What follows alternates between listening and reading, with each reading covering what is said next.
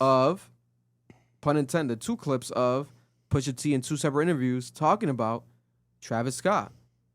Right? I'll play the audio. This is the recent one. Thought it was disrespectful.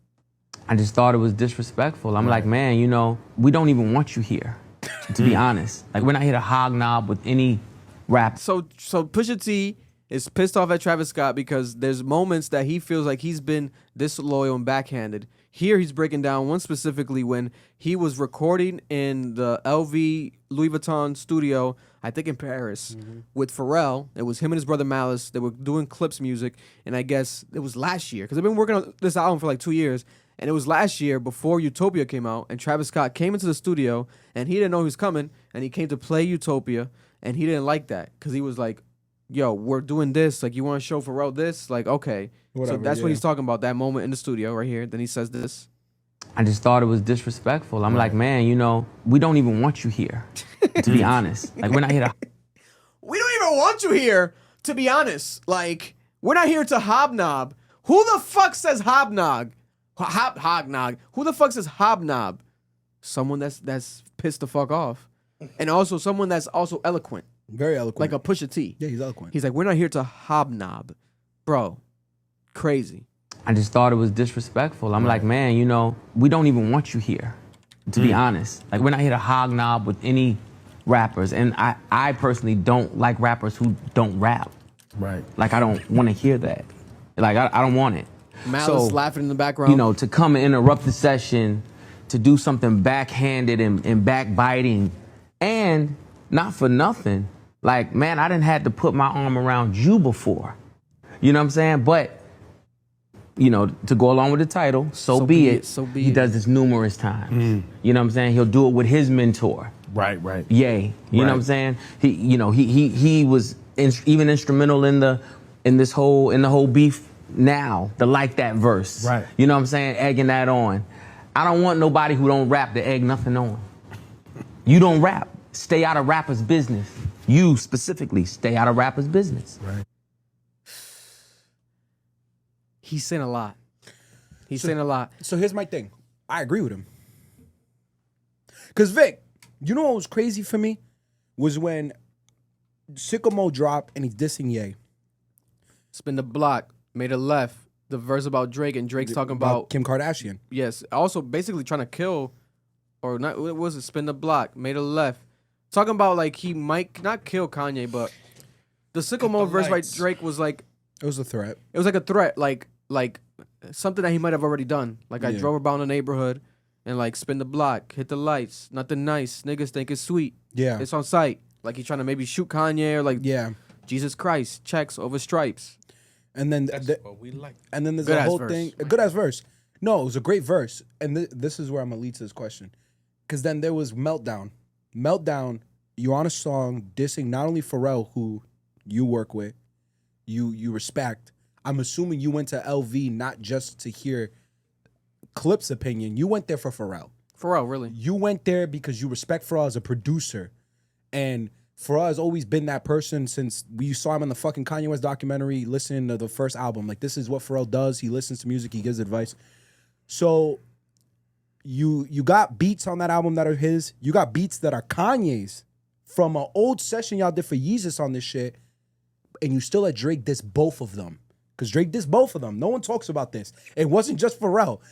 He dissed Kanye too. With Kanye's beats on that album. So this is my question. When is it too far? Because for me, the issue was if he don't let those 2 features drop, we get robbed of 2 great songs. Yeah. But if he does let it drop, then he's a fake ass nigga.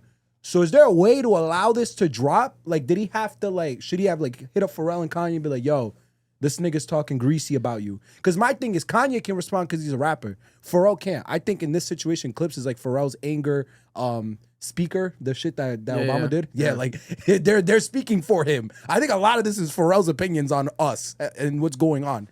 So that's my question. What's too far here? I think that... Or should we let it be rap? The situation is this. They were in Good Music together, so it comes off as if they were family, right? Good Music. It was called the Good Music family. So it comes off as you guys were family, etc. But when you really think about it, I guess Travis Scott doing this might come off away even more because Kanye had his moment against Drake. Kid Cudi had his moment against Drake, right? It felt almost like Good Music was, all Drake's almost like ops in a sense, right? Like they were riding to be against Drake, or they had their own individual issues against Drake, especially once they got to Pusha T against Drake. It's like, oh shit, like now we got 3 viable people like who don't fuck with Drake. I think Travis Scott, if you think about it, his whole shit wasn't just Good Music. He also was signed to Grand Hustle, and there's rumors that he might still be signed to Grand Hustle, T.I. He probably looked at it from a business play, right? He didn't want to have any loyalty because this man is WWE, right? Today it just got announced. Today, literally a new announcement that Travis Scott is this like head creative now. They literally created a job title for Travis Scott at Oakley, the sunglasses company, the brand Oakley, and now he's like the creative head of Oakley, a job title they never had. They created it for him. They launched a new commercial with him, Oakley. Now this nigga's gonna turn Oakley up, make Oakley hotter than it's ever been, right? Make Oakley like more affordable. I don't know what he's gonna do. He's gonna do some dope shit with it though, especially because Oakley kind of looks like the Opium logo. So I don't know I don't know. So it might be a conflict of interest there unless he involves some Opium Playboy Cardi collabs. That'd be kind of cool. What I say is this: Travis Scott is too rich and too accessible and too brand friendly to really give a fuck about rapper loyalty. Pusha T is not. Pusha T does not give a fuck about that because Pusha T, even though at the same time Pusha T to some extent is marketable, Pusha T fucking wrote "Ba-da-da-da-da, I'm Loving It," the McDonald's song. Genius, bro. And he also did the Arby's song. Genius, bro. So he's marketable and he knows how to make his money his own way, but to an extent. Like we're probably definitely never gonna see a Pusha T McDonald's toy. You know what I'm saying? We're not gonna see a Pusha T, you know what I'm saying? Like never. People don't really care about Pusha T merch. Like it's not like a big deal. People just give a fuck about Pusha T, the rapper, the rap, the fucking album, like what he has to say, like the cultural moment that he creates. So it's like different lanes. And also, Travis Scott is not really a good like rapper. Like he's an artist. I don't give a fuck about Travis Scott's new bars. You know what I'm saying? Like, so when it comes to even dissing, I don't want Travis. I was jokingly the other day, like, Travis, fuck it, get in the booth. But I really don't want Travis Scott to respond. No, never. I don't want Travis Scott to respond. Also, he's bigger than music. I'm sorry. Because it's going to be mayhem. Pusha T is going to rip Travis Scott's head off. Yeah, like, do we want to see that? He's going to murder him. He's going to murder him. Yeah. So it's like, we don't want to see that happen. All right? But it's just very interesting. I think that Pusha T sees it one way that Travis Scott just doesn't.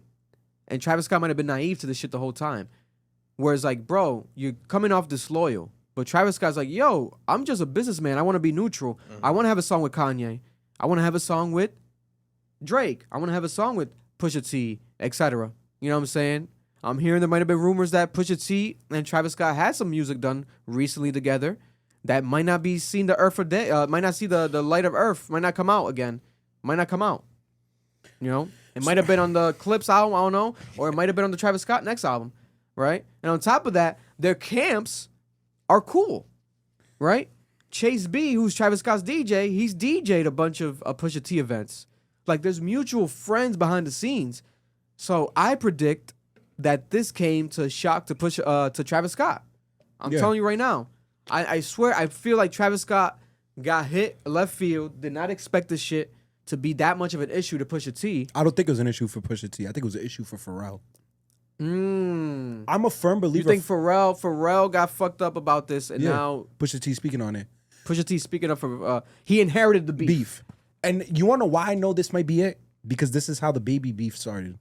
Like when they started beefing with Birdman, like it was less about Push and it was more about how Pharrell felt about the situation. And the thing is, Pharrell can't rap. Pharrell got hugged. Pharrell got treated by Birdman because Birdman didn't pay Pharrell for like a beat or production. Yeah, it was the beat for the Bird song. What happened to that boy? Yeah. And so that's where the whole that's Lil how Wayne this beef started. Lil Wayne beef, all that shit happened too. So that's why this beef's happening right now. So this is a crazy domino effect. Because Meltdown Drake's talking about. Isn't he talking about melting down? This nigga's jewelry and that beat. And the song's called Meltdown. Yeah, and he's even beefing. though it's like Travis, at least change the title. Come on. Nah, yeah. Because there wouldn't be Travis Scott without Kanye West, and there wouldn't be Travis Scott without Pharrell. No. That's a fact. There wouldn't be a Kanye West without Pharrell. That's arguable. So like this is what. But again, Pharrell can't rap. Pharrell gets dissed and says nothing because he can't. And I think that's what it is. I don't think it's because he doesn't want to. It's because he knows he'll look crazy. He kind of diss. We reported last year. Didn't he kind of diss Drake like in a Lego In the Lego movie, or like a Lego song? he might have dissed Drake on a Lego It was song. like subliminally coming at Drake, Because my thing is, but it wasn't rapping technically. at the end of the day, the nigga don't rap, so he's not gonna hop on a song and diss nobody. So what are we gonna do then? Like, what are we? That's why I really believe this is more about him. I don't think Push took it to that point. I understand both sides. Like I understand how Travis Scott comes off disloyal, but I also understand how Travis Scott would be just neutral. To him, it's just him being neutral and going business first because he's the most marketable rapper in the industry right now. Who's more marketable than Travis Scott? Nobody. Yeah. Travis Scott's been the poster child for all these collaborations. He's doing collabs with all the teams, all the sports, Bro, everything. Like he's become that. Like he's become that token hip hop guy in everything. So WWE. Fortnite, etc. Everything. So, and it's not gonna stop because it keeps happening. Literally today, Oakley. Like as we're talking, dude, a new one got announced today. Like he got another bag. Like how many bags can this nigga get? Like it's unstoppable. Travis Scott had 10 fans die at his fucking Astroworld festival, right? 10 fans died. Pusha T disses him this weekend, and then what? Today, Monday, brand new deal with Oakley. He's unstoppable. So it's like that's what he's trying to get at. He's like he's more focused on the bag, but then now, to be honest with you, when Pusha T says this, people that kind of already felt this way about Travis, There's gonna egg him on. it eggs him on. So now some niggas is saying more than ever, like, yo, Travis is a bitch. Actually, I don't like Travis. And they go back to Kanye West recently. Kanye West said Travis took Kanye West off of Utopia, right? He took me off the album, and you tried to sound like me, but you took me off. So it's like, But him not saying anything helps him. who Travis being Yeah. quiet? You think? Yeah, because whenever this happens and people speak, it gets worse. Because no bullshit, this happened to Duke Dennis. When the Duke Dennis shit happened and they were like, oh, Duke Dennis is mid, he's not even that handsome, he has all these baby moms.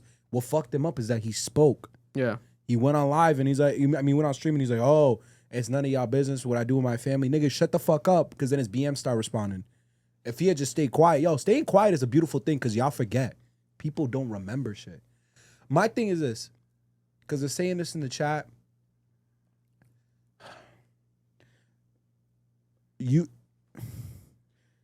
I just want music. Like, who cares if these people are beefing? Like, But I don't want Travis Scott to diss him.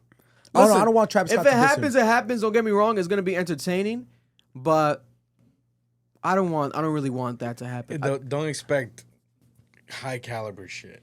I'll tell you this much. No, it'd be the worst This ain't ever. gonna be no Drake Kendrick shit. He'd get slaughtered, bro. I wouldn't be surprised if Pusha T on another song on the Clips album is This is dissing something- Travis. Because again, like I said, he didn't just double down, he tripled down. Here's another clip that we still haven't played. Listen to this one. So be it, so be it. So be it, so be it. Came through carrying the Utopia briefcase. Right. Yep. Doing his whole spiel. Mm-hmm. He comes, he interrupts New York Times the Popcast. sessions. The next day, the meltdown verse or whatever comes on. I melt down the chains that I bought from your boss. Drake on Travis Scott talking about talking I about melt down the heat, chains that I bought from and your all boss. that. Hard ass that verse. was a corny, like you shouldn't have been here anyway. Him specifically too. I don't take it as personal as I should. As Travis, he's harmless. I'm not into what He's harmless. his It's true. whole makeup. I took it there. Her Utopia had moved right up the street, and her lip gloss was popping. She ain't It's like, man, that was corny. He's shameless. He does it. You've seen him do it to everybody. I've definitely had to put my hand on your shoulder before. You died in front of me. You cried in front of me. cried in front of me. You died in front of me. Calabasas took your bitch and your pride in front of me. Calabasas took your bitch and your pride in front of me. I had to help you. People take that type of shit for granted. I don't take that for granted. So be it. Listen, I like everything about this. People quite trying to say like Pusha T is using this, etc. He is. He is. Of course he is. That's what you're supposed to do. Like Pusha T doesn't give a fuck about a tweet. Pusha T doesn't give a fuck about a blog post. What he cares about is moving his album and speaking through his art. And they're asking him about this shit through the interviews. No, but this was strategic. That article, dropping all this shit beforehand is strategic. All these interviews coming out so early. Saying. I'm like, why is it coming out so early? A month ahead of the album? Because what's happening is he's coordinating the drops with the interview, and on top of that, he just fucked up the way we do social media. Because so many artists were told, and I hear this even as content creators, we got to drop everywhere, post everything everywhere. He just proved no. He put it just on YouTube, and everyone ran to YouTube, which showed the exact numbers of what he's getting. How many views it has right now, you said? Almost 5 million. And he's number 2 trending. I think he might be number 1 right now because that was this morning. He is showing you that, yo, sometimes don't post everything everywhere. Like, concentrate your fan base. Get them to one space to show your values. Just how when Drake did this shit on IG. He was dropping songs on IG. So was Kendrick. So was J. Cole. I think these artists are starting to realize what we're doing is we're separating our viewership. Yeah. So niggas are on Twitter saying, oh, you're not really hot on Apple right now. You're not hot on Spotify. But if you added all my numbers together, I'd be number 1 right now. I may not be number 1 charts on this site, but if I put it just on one site, I'd be number 1 on that site. And that's what he's showing. You niggas have been distributing your music everywhere, and it's fucking up your numbers, and it's letting niggas get this upper hand to shit on you for it. Stop that shit, bro. I respect this. I love this. It's arguable. Or maybe, for all we know, maybe they just didn't clear the fucking sample. But it's on YouTube. But I don't know. It's happened before when samples don't get cleared and they stay up on YouTube. Yeah. So that's crazy though. 5 million views, number 2 on trending, and it's still on YouTube. So it could be like accidentally strategic. Like he's like, oh shit, it worked, but like, oh, you know what I'm saying? So be it. Song of the year. Travis Scott. It's a horrible week to be Travis Scott, but at the same time, I do see this fading away if he doesn't respond, stays quiet like you're saying. Yeah. Cactus Jack, the Jack Boys 2 is coming soon. Did that. I'm hearing that last week they already were working on it. They're doing music videos. It's coming. Bro, that snippet that Don Toliver has on his fucking YouTube, I played the fuck out of it. That Every Don Toliver snippet is fire. Bro. Fire. And we're going to get to Don Toliver 2 later on because Don Toliver has a new beef randomly today with Ken Carson. Out of all people, don't know what's happening. That was hilarious. Cactus Jack versus Opium. What the fuck is going on? Fuck it. But we do have super chats before we move. Oh, yeah. Yeah, I wanted to... On go to 24/7 with the $4.99. Don't know if you mentioned it already, but Pusha said Travis isn't a rapper and shouldn't egg on rapper beefs. He's not a rapper. Already with the $4.99. Did Travis steal the Oakley idea from Rocky? Because Rocky is the first creative director of Ray-Bans, which Rocky just did an ad for them. And David Soto with the $4.99. Kendrick also said he'll inherit the beef for Pharrell too. Yeah. Yeah. But Pharrell, for Pharrell, I'll inherit the beef. Fuck all that pushing P. We talking about Pusha T. He might have stole that Oakley thing, yeah. No, I think the Oakley thing was already done. It's just that's why they changed the title because whatever A$AP Rocky's a creative director, but then Travis Scott today was announced as I have it right here. Director creative. No, let me imagine. I think it's chief visionary.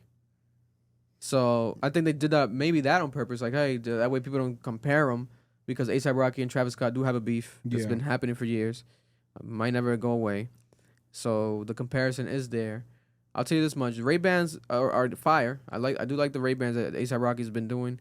Oakley's, let's see how what he does, what Travis does with them. They gonna love me for my ambition. And that was a clip from our podcast, the Club Ambition Podcast, Cap. If you're looking to watch the full episode, make sure to go check it out right now. It's available on audio and also on YouTube.